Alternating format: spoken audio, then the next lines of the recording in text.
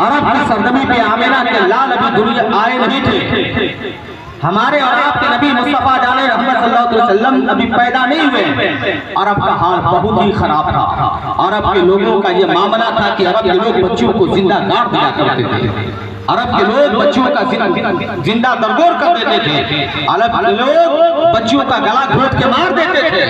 यहीं तक महदूद नहीं, अगर कोई औरत बेवा हो जाती ना, कोई औरत बेवा हो जाती तो उस औरत को उसी के शौहर के साथ, पति के साथ, हस्बैंड के साथ चीजे पर जला दिया जाता था। इतना डेंजर माहौल था, इतना डेंजर मामला था। अब जानते हैं औरत अगर छोड़ भी दी जाती थी, औरत को चीजे पर नहीं जलाया जाता था शौहर के साथ, तो उसको छोड़ दिया जाता था। अगर ना तो आबादी से बाहर एक छोटे से अंधेरे कोठरी में उस औरत को रख दिया जाता था। आज तो शौहर मर जाता है ना, इंतकाल कर जाता है, 4 महीना 10 दिन या 13 दिन औरतें इज्जत गुजारती हैं। लेकिन उस जमाने में साल भर तक औरतें इज्जत गुजारा करती थी। और वही बाहर आबादी से छोटे से अंधेरी कोठरी में लाइट वगैरह का इंतजाम नहीं, पानी दिया जाता था तो सिर्फ खाने के लिए और पीने के लिए, पेशाब पखाना के लिए पानी नहीं दिया जाता था, नहाने के लिए पानी नहीं दिया जाता था। वो औरत गैलाजत का मुजस्समा बन जाया करती थी। इतना भयानक दौर है। उस औरत को साल भर के बाद जब निकाला जाता था ना, सर के बाल छिलवा दिए जाते थे, काली और चूना पोत दिया जाता था और छोटे छोटे बच्चों को लगा दिया जाता था गधा पे उस औरत को बिठाकर, ये बच्चों ऐलान करो पूरे अरब में, पूरे मोहल्ले में ये ऐलान करते फिरते चलो ये मनहूस औरत है, ये डाइन औरत है, ये अपने शौहर को खा गई है, ये अपने पति को खा गई है। अल्लाह अल्लाह, ये बच्चे ऐलान करते हुए जाते थे। जरा आप ही सोचिए ना कि बेवा औरतों को जीने का हक नहीं था, कितना जुल्म हो रहा था, कितना अत्याचार बेवा औरतों पर हो रहा था, बच्चियों पर कितना जुल्म हो रहा था, बच्चियों का गला दबा के मार दिया जाता था। ये बच्चियां नन्ही नन्ही अपने हाथों को फैला करके अल्लाह की बारगाह में परवरदिगारे आलम अपने आखिरी महबूब को दुनिया में जल बगर फरमा दे। ये अल्लाह जिस नबी के आने की बशारत तमाम अंबिया ने दी है, ये अल्लाह उस नबी को भेज देता कि हम सबकी रहनुमाई हो सके। अल्लाह की इजाजत से दुआ टकराती है, फौरन दुआएं कबूल होती है। अल्लाह तबारक व तआला अपने आखिरी महबूब को दुनिया में पैदा फरमा देता है। जब हमारे और आपके नबी जब तशरीफ लाए ना, तो इस्लाम क्या हुक्म दे रहा है? हमारे नबी ने फरमाया, लोगों बच्चियों को जिंदा दफन न करो, ये बच्चियां तुम्हारे घर के लिए जीनत है, और जिस घर में बच्ची हुआ करती है उस घर में जन्नत की खुशबू हुआ करती है। ये पैगंबर इस्लाम का फरमाने आलिशान है। मेरे नबी ने फरमाया, जब कोई तोहफा लेकर के आए, आज तो मामला ये है ना कि अगर हम बाहर से कुछ तोहफा मिठाई वगैरह लेकर के आते हैं तो सबसे पहले बेटियों के हाथ पर रखते हैं, बेटों के हाथ पर रखते हैं। ये प्यारे मजहब इस्लाम क्या कहता है? हमारे और आपके नबी फरमाते हैं, जब बाहर जाओ कोई तोहफा लेकर के आओ तो सबसे पहले बेटों के हाथ पर नहीं बल्कि बेटियों के हाथ पर रखा करो। ये इस्लाम कहता है। इस्लाम ने बच्चियों के मकाम को बुलंद किया। जब बच्चियां जिंदा दफन होने से बच गई ना, अल्लाह अल्लाह, और बेवा औरत को सीने से सबसे पहले कौन लगाया? मेरे नबी आखिरी ज़माने सबसे पहले सीने से लगाया है।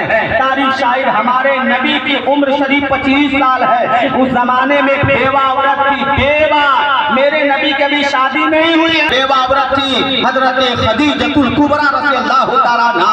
40 साल की उम्र है। हमारे और आपके नबी से 15 साल उम्र में बड़ी है। सबसे पहले दुनिया के लोग जिसे आप आगन समझते थे, मेरे नबी ने हजरत खदीजा आगन समझ, मेरे नबी ने सीने से लगा करके आप आगन को सुहागन बना दिया। मेरे नबी ने सुहागन बना दिया। बच्चियां और बेवा और खुशी के मारे झूम यही गीत गाने लगे, क्या कि कौन आया सवेरे सवेरे दूर होने लगे अंधेरे, कौन आया सवेरे सवेरे कह रहे हैं ये मजबूर बेकसे आ गए देखो सरकार मेरे।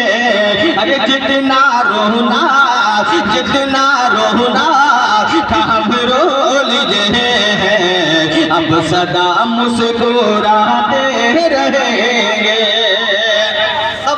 यही कहने लगे तो इस्लाम के मुकद्दस शहजादों हमारे और आपके नबी मुस्तफ़ा जाने रहमत सल्लल्लाहु अलैहि वसल्लम इस मुबारक महीने की चाँद की 12 तारीख को मेरे नबी हमारे और आपके नबी तशरीफ ला रहे हैं। तो और गौर से समाप्त कर लीजिए, हमारे और आपके नबी जब 12 रबीउल शरीफ के मुबारक महीने में तशरीफ ला रहे ना, 9वां महीना चल रहा है मेरे सरकार का।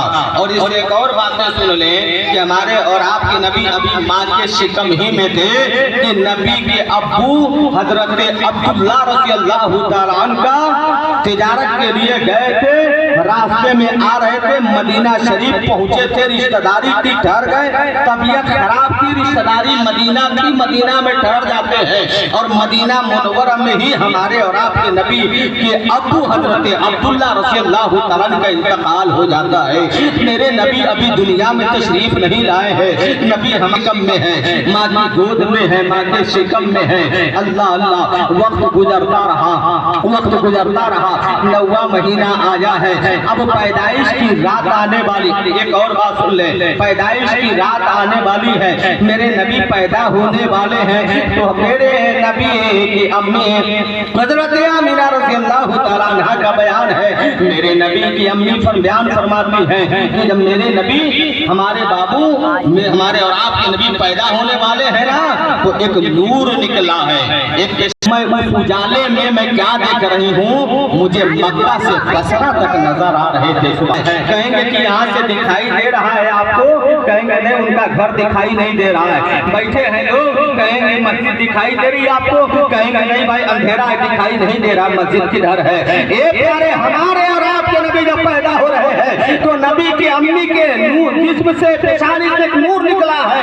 नबी की अम्मी बयान फरमाती है कि उस नूर में मैं क्या देख रही हूँ, मुझे मक्का से बसरा तक नजर आ रहे थे। और बसरा कोई करीब नहीं, पैदल चलेंगे तो 1 महीने का रास्ता है, पैदल चलते चलते 1 महीना लग जाए।